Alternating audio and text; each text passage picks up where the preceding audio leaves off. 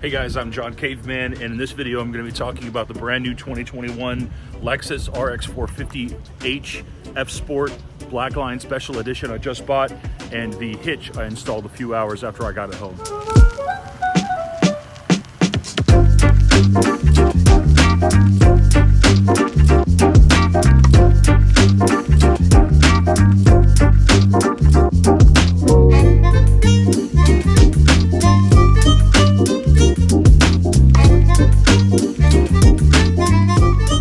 Quickly guys, if you're new to the channel, hit that subscribe button. I make a lot of videos of my 2002 lifted Chevy Tahoe, my 2016 Yamaha Striker lowered boulevard bike, now my new Lexus. I'll have a bunch of new stuff coming up, so hit the subscribe, hit the like button if you like this, hit the dislike if you didn't like it, tell me why in the comments, and thanks so much for watching. Just got the F Sport home up on these ramps.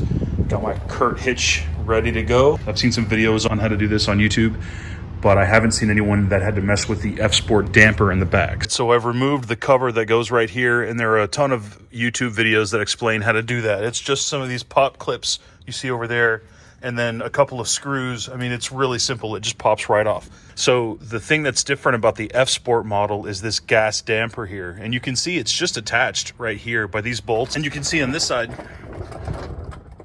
all RXs have this tow hook right here, this piece here. Let me zoom out.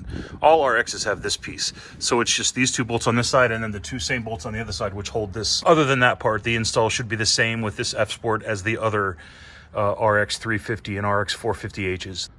All right, so I took those two bolts out right here. You can see this is loose now.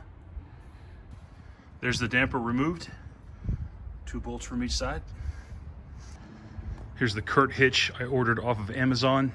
It was shipped just like this, open. Really no scratches on it. It's in really good shape. I mean, that's really good on UPS, not having much to do with Curt. And there are the bolts. So I have this hitch loosely attached up on each side with one bolt. I use this box right here to prop the one side up since I'm doing this by myself.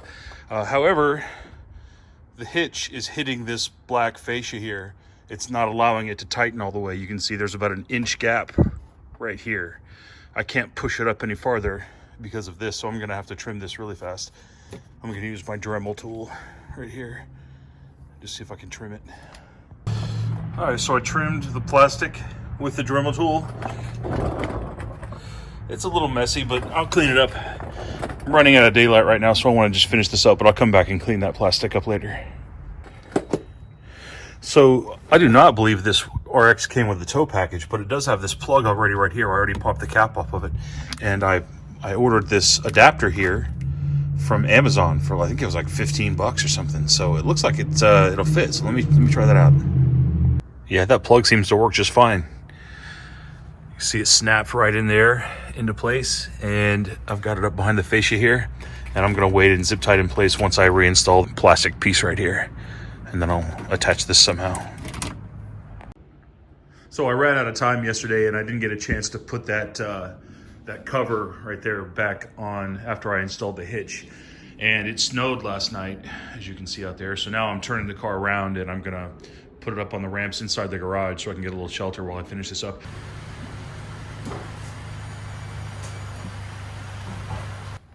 Also, make sure you put chocks up under these wheels anytime you work up under the car. One on each side, just to be safe. So I saw a lot of talk in the forums about installing a hitch, disabling the kick to open hatch feature. Some people said it worked for them and some people said it didn't. So I just wanted to show you that it does work for me, and I didn't do anything with the sensor. I just installed the hitch. So instead of going right where the hitch is now, I'm gonna go slightly to the right of it.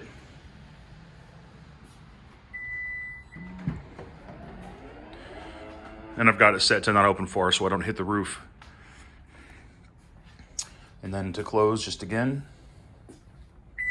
See, works just fine. I've seen folks on YouTube do this with tin snips and also Dremel tool. I just happen to have this knife right here. Still got blood on it from where I cut myself. It's kind of gross actually. But yeah, I'm just using this knife because this material is super thin and soft. So it just really cuts right through it. I just kind of scored it, and I'm going to go back over it a few more times and knock that little piece out for the hitch. So there we go. It just took about 5 minutes, just cut it out. Now let's climb up under the car here and give it a test fit, see if I need to trim anymore. Quick look at the hitch in the light of a new day.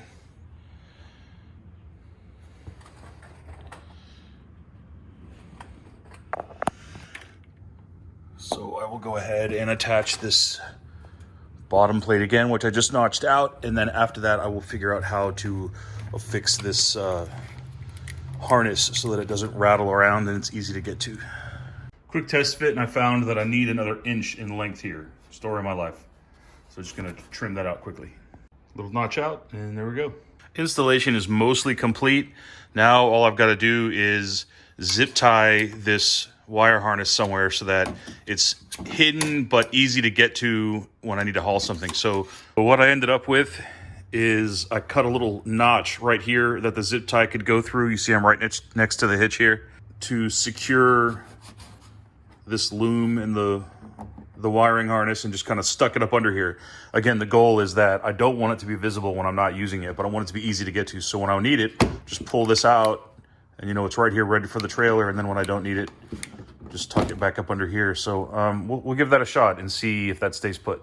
I actually did not end up reinstalling this damper. This is the damper that comes with the F-Sport model. And it occurred to me that, first of all, I'm not sure that this would actually fit with the hitch on, but also the hitch pretty much performs the same task as the damper in making the rear rigid, preventing roll. So I don't think I really need it. So we're just gonna leave it here for now. So the hitch is basically finished now. I guess the only thing else I can do, I think I'm gonna try to clean this plastic up just a little bit, and I might notch this out because at the moment this is in the way of my Lexus rubber cap that fits right here.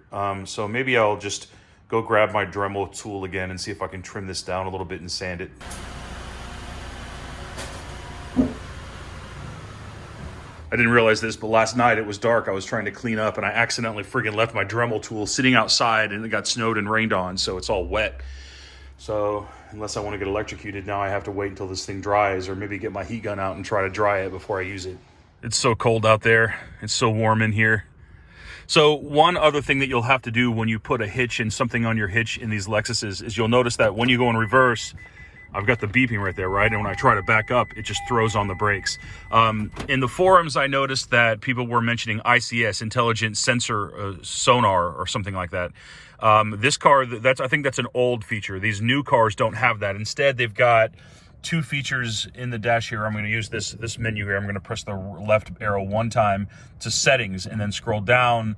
PKSE, parking sensor alert, I believe is what that means. And then there's also parking sensor brake.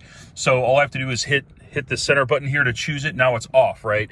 So I go in reverse, and you'll notice it's not braking this time, but obviously the alarm is still going off, which is pretty annoying. So then you go scroll up one and then hit OK, and then hit OK to turn it off.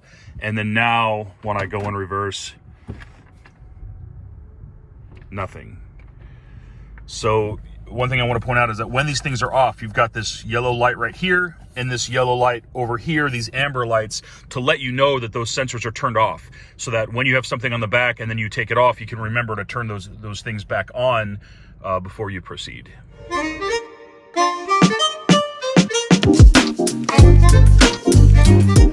So we're getting everything set up here in our new house in Jersey, and I've got this Thule double bike rack, which I friggin' love so far. If you guys want some more information about that, let me know. I also picked up this trailer, 5x8 utility trailer from Lowe's yesterday. They have them pre-assembled. You just go get the title, snag it, put it on your car, drive away. One last side note, when I brought this trailer home yesterday, the brake lights actually did not work.